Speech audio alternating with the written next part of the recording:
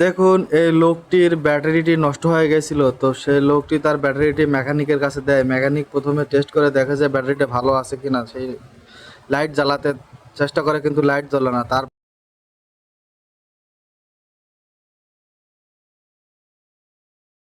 সে ব্যাটারির নাটগুলো খুলে ফেলে এবং সেই ব্যাটারিটি ভিতরে পানি দেয় এবং দেওয়ার পরে ব্যাটারিটি ঠিক হয়ে যায়। তো এই লোকটির জন্য একটা লাইক এবং একটি কমেন্ট চাই। ধন্যবাদ।